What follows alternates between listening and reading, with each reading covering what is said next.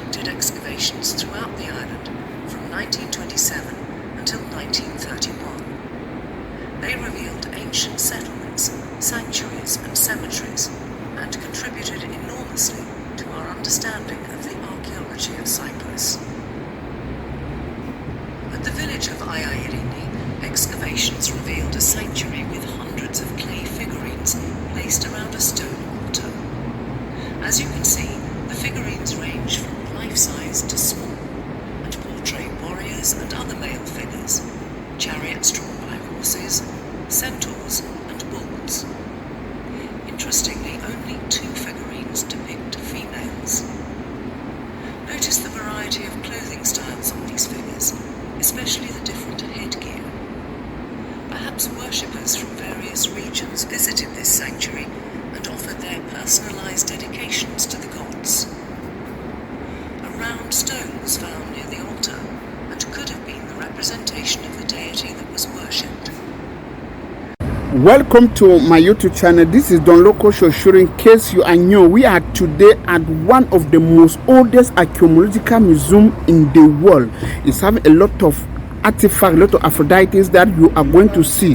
Please, there are a lot of things here that I have never in my life come across. And in case you have come across some of them, please leave us comment at the comment section.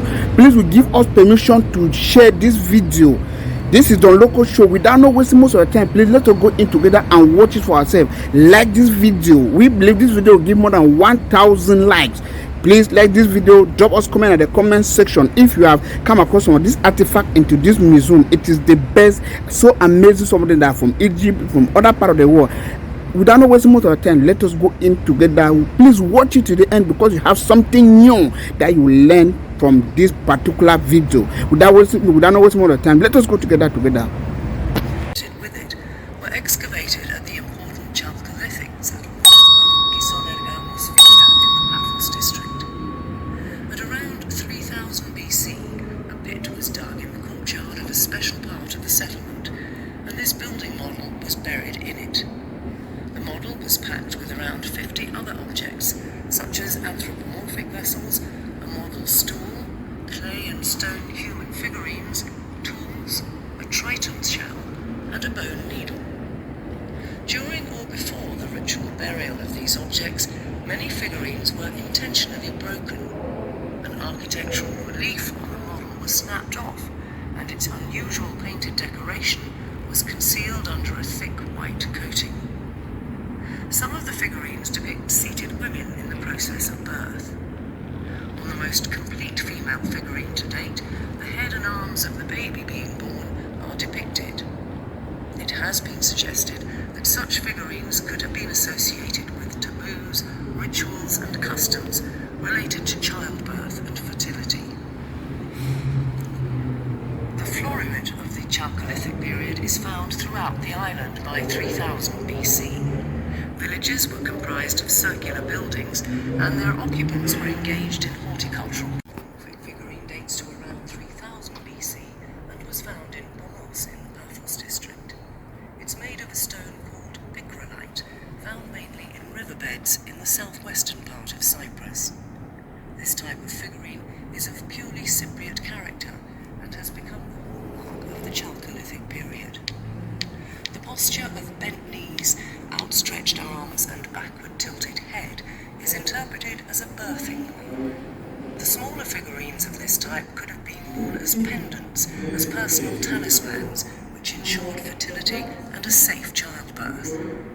Although most of them measure from 4 to 10 centimeters in height, this one is unique because of its large size of over 15 centimeters. Also, it's depicted wearing an almost identical figure as a pendant. You may be carrying an image of this figurine in your pocket, depicted on the Cyprus €2 coin. This clay model was found in the early Bronze Age cemetery of Benapes Volos near the north coast of Cyprus. It dates to around 2000 BC and shows a circular enclosure with 19 people and 4 bulls inside it. Only one of the human figures seems to be female, and she's holding a baby in her arms. This woman, along with 4 animals, is comprised of a number of vessels vessels joined together in all sorts of imaginative ways. This vessel is a pyramidal composition with 7 hemispherical bowls at its base and a tall handle topped by another vessel. You can see a little figure trying to peek into the vessel. The scene is quite humorous, and it is possibly inspired by everyday life activity in a cellar, where wine would have been transferred from large beathy into smaller jars and cups. This piece tells us of the importance of wine in the early Bronze Age diet.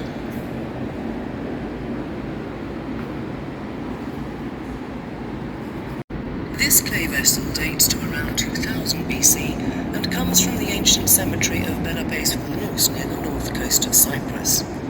It could have been used as a container for keeping objects, also known as apixis. If you look closely, it has piercings beneath its rim, probably to accommodate a lid. On either of its 2 narrow sides is a bust of a horse and rider, making this vessel the earliest evidence of horse riding in Cyprus. The introduction of horses and donkeys to Cyprus in the early Bronze Age was an extremely important development for the island's economy. These animals could carry heavy loads, and farmers were now able to cultivate larger stretches of land far away from their villages.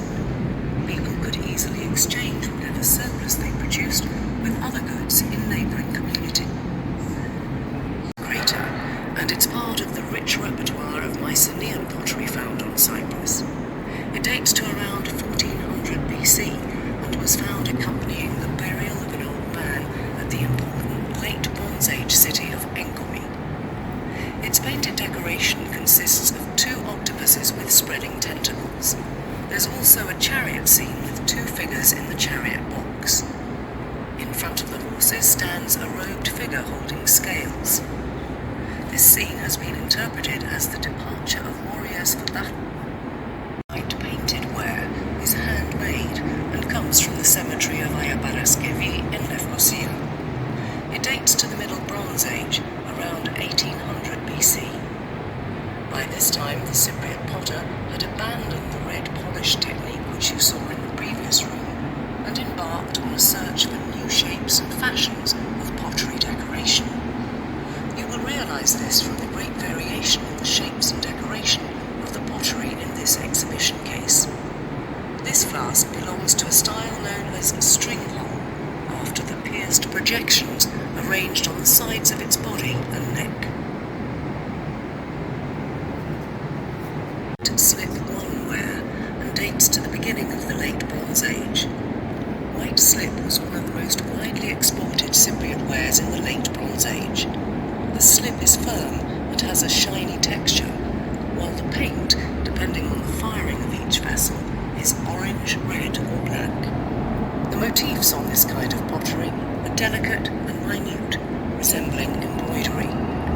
The shape and impermeable interior surface of the bowls made them ideal for the consumption of hot meals and as drinking or serving vessels for liquids.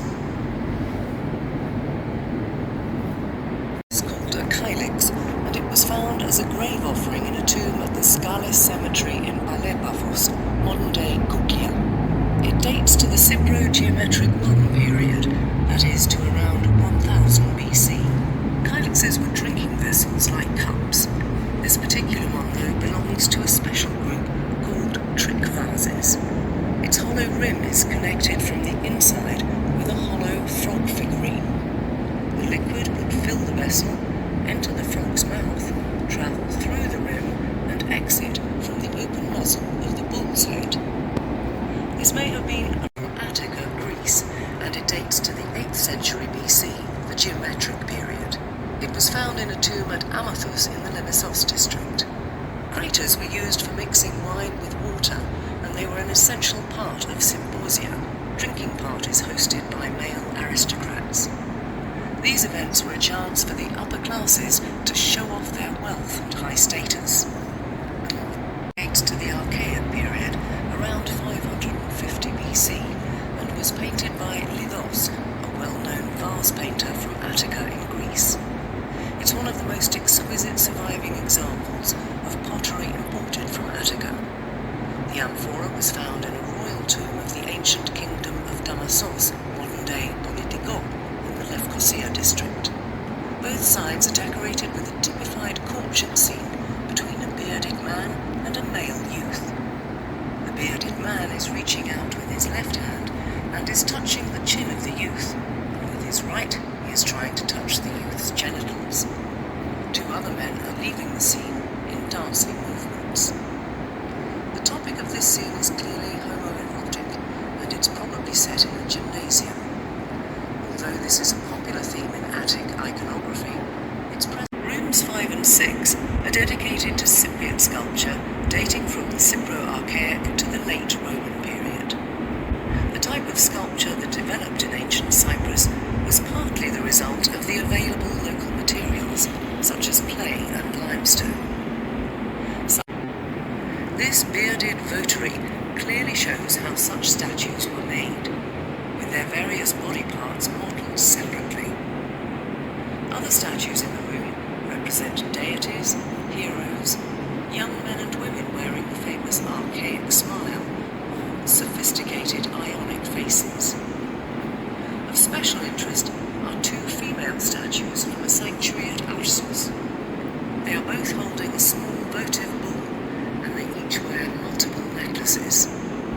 Interestingly, one such gold necklace was found in the same sanctuary, and you may see it exhibited in room 7. The early Cypro-Archaic statues are heavily influenced by Assyrian and Egyptian art. The 6th century BC ones include young men known as Guri in their characteristic rigid stance and archaic smile, as well as female Goris who wear a Cypriot or Greek type of dress. In the exhibition closest to the left, marble statuettes of Aphrodite with alots and other deities. The head of a young man was found at Bodania in the Nicosia district, at a locality called Elinis. The work dates to the classical period and belongs to an over-the-life-size statue. A large number of limestone statues have been found in the same locality, among them a statue of Apollo playing the lyre and many terracotta figurines. It seems that an important sanctuary dedicated to the god Apollo once existed in the area. The sanctuary was in use from the 6th century until the 3rd century BC, although its peak was in the 5th century BC. The young man is wearing a wreath of bay leaves, and his facial features indicate influences from classical Greek art. His hair is short, and a row of small curls rest on his forehead. Delicate carvings on his face indicate a youth's beard. If you look closely, you can see traces of red colour on his eyes and hair. In classical art, wreaths of bay leaves were usually associated with athletes, although this example may be depicting a votary who was linked with the worship of a marble statue of Aphrodite was accidentally found in the area of Soli near Morphu, and is one of the most important highlights of the Cyprus Museum. It dates to the 1st century BC, and it is the only statue of the goddess on Cyprus preserved with its head intact. We thus have before us a definite representation of the goddess in a rather late phase of antiquity, when the great goddess of Cyprus had already converged centimeters. On her legs and sides, there is evidence that the goddess was accompanied by Eros on one side and a dolphin with drapery on the other. 2nd century AD bronze head was found near the theatre of the ancient city of Soli. It was made at a workshop in Atalia of Pamphylia in South Asia Minor. This workshop produced important works, including emperors' portraits. This head, however, probably depicts a civilian. By the emperors Hadrian and Herodes Atticus, respectively. This important work is based on the famous 2nd century AD bronze head was found near the theatre of the ancient city of Soli. It was made at a workshop in Atalia of Pamphylia in South Asia Minor. This workshop produced important works, including emperors' portraits. This head, however, probably depicts a civilian. By the emperors Hadrian and Herodes Atticus, respectively. This important work is based on the famous. The most important feature on this bronze spit are the 5 Cypriot Cypro-syllabic symbols that record the name Opheltis in the genitive case, indicating that this object belonged to a man named Opheltis. This inscription is, to date, the oldest evidence of the use of the Greek language in Cyprus. It dates to around 1000 BC. It is the longest of the three spits displayed in this case, all of which were found in a tomb at Paphos. These Hellenistic stone molds were excavated at the house of Dionysos in the ancient city of Nea Paphos, where an ancient mint was once in operation. The molds were used for casting circular flans that were then used in the production of coins. You can see how the metal was poured into the molds, and within the circular carvings are also visible examples of struck and unstruck coins called blanks. The types on the coins were impressed simultaneously on both sides of the metal with the sudden strike of a hammer. The flan was placed between the two dies, one for the obverse and one for the reverse. The text on this clay tablet is written in a system of writing that has been conventionally termed Cypro-Minoan because many of the symbols used the syllabic writing of Minoan Crete. Cypro-Minoan was used by the Cypriots in the late Bronze Age, and it is Cyprus' oldest script. This particular tablet is one of the oldest examples of the script, dating to around 1500 BC. It was discovered on the island's east coast at Engomi, one of the early. This limestone funerary stele dates to the 5th century BC and was found at the ancient city of Soli. It depicts a seated, bearded man holding his hand out and shaking the hand of a younger person who is holding a scroll. The seated man represents the deceased, and the handshake is interpreted as an expression of farewell or a sign of admiration towards the deceased. This exceptional gold necklace dates to the Cypro-Archaic I period, between 750 and 600 BC. It comes from the sanctuary of Aphrodite Golgia at Arsos in the Larnaca district. The necklace was found in 1917, dedications to the goddess Aphrodite. If you look closely, you will see that the 40 lentoid beads are decorated with fine granulation. The cylindrical pendant is made of eight, was part of an important treasure discovered in Lambosa, the site of ancient Lapithos, on the north coast of Cyprus. It dates to the early 7th century AD and was crafted in a workshop of Constantinople. During this period, Cyprus was an important defense post for the Byzantine Empire, which was threatened by Arab raids. The plate is one of 9 silver plates that depict scenes from David's early life, culminating in his victory over Goliath. This marble statue of Zeus comes from the palestra of the Gymnasium of Salamis and dates to the Roman period. Although the statue is in fragmentary condition, the eagle on his right leg and his general features identify him with Zeus, the king of the gods. Zeus is sitting on a throne and is wearing a mantle and sandals. In his left hand he held a scepter, and in the other a thunderbolt or a sphere. The backside of the statue has only been roughly carved, indicating that the back was not meant to be visible, and that this Roman marble statue of Aphrodite dates to the 2nd century AD. It was excavated at the Gymnasium of Salamis, but unfortunately it has not survived intact. Aphrodite is standing, slightly bending forward. She was probably grasping a knot of her clothing that is slipping away. Her hair was falling loose, as indicated by the 2 locks resting on her shoulders. Her breasts and chest seem to have been intentionally mutilated, perhaps by the first Christians of the city who caused great damage to statues. This 2nd century AD marble statue of Asclepios, god of medicine, was excavated at Salamis. It may have once adorned the baths of the early Christian period. The head and the right arm are missing. The god is probably holding a scroll in his left hand, and in his right he held a long staff with a serpent coiled around it. Asclepios has an athletic body and is dressed in a richly pleated mantle. He is wearing sandals with decorated leather straps. This clay plank-shaped figurine is of white painted ware and dates to the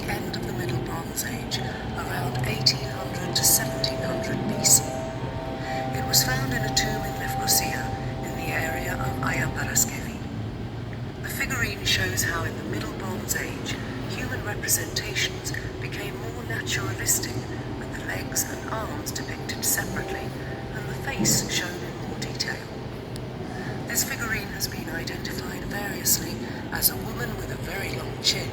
Clay figurines such as this 8th century BC figurine from a tomb at Balebophoskales in modern-day Kuklia are conventionally termed goddesses with upraised arms. She's wearing a headdress and 2 strings of necklaces with a pendant. Figurines with their arms stretched upwards originate in the Aegean and are known in Cyprus from the 11th. This terracotta figurine of a theatrical actor dates to the Hellenistic period and was excavated in a tomb at the ancient site of Soli near Morphu. The figure is wearing a tragic mask and a long robe with a belt tied above his belly. A kind of wig or canopy frames his face. He may be representing the Greek comedy character of Messenger. Theatres made their appearance in Cyprus at the end of the 4th century BC. The terracotta complex of 6 dancers and a musician dates to the Cypro-geometric period between 950 to 750 BC. The dancers are wearing flat tiaras and joining hands in a circle.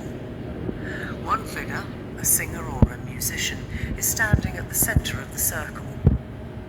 Ring dancing is a popular theme in the terracotta repertoire of ancient Cyprus from the geometric to the classical period.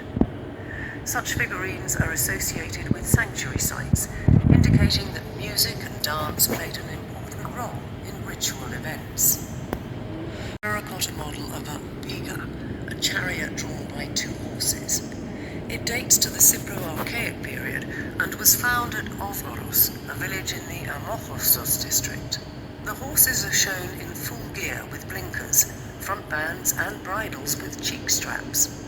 3 warriors are standing in the chariot box, although one has lost his head. The charioteer is holding the reins, and next to him the archer is ready to shoot an arrow. The headless figure is trying to protect the archer with a shield. A 4th figure is walking between the horses, holding them by the bridles. Notice how his face has been moulded in a different mould from the other figures. Chariot models were common in Cyprus during the Cypro-Archaic period. Everyday life scenes related to the preparation of food were a popular topic in ancient Cypriot art from as early as the early Bronze Age. This 6th century BC clay model is from ancient Damassos at the modern village of Politico. It shows 2 figures busily grinding and sieving, perhaps grinding corn or preparing bread. The larger figure is grinding with a large stone rubber resting on a rectangular quern, and the second, smaller figure seems to be sieving over a trough. Other similar figurines show different stages of food preparation, such as kneading dough in a trough and baking bread in an oven. This clay mould dates to the 5th to 4th century BC and was used for the production of figurines depicting a woman holding a small child. Before the 7th century BC, figurines were made by hand. From the 7th century BC onwards, however, and possibly under the pressure of an increasing demand for figurines, the mould was introduced. Its use became widespread by around 500 BC. This new method of manufacture led to the mass production of figurines. It required a wax or baked clay press. This is a late Bronze Age model of a merchant ship. It was found in a tomb in the village of Kazafani in the Kyrenia district. It is the most elaborate of 3 similar Cypriot ship models, which represent a distinct type in late Bronze Age ship iconography.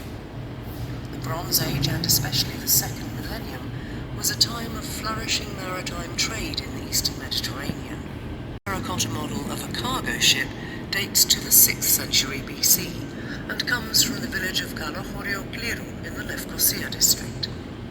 The ship once had a crew of 3. One figure, which has not been preserved, was seated in the prow.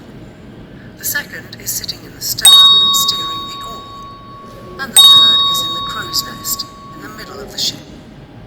Thick forests once covered Cyprus, and their timber was used not only for copper smelting, but also for shipbuilding.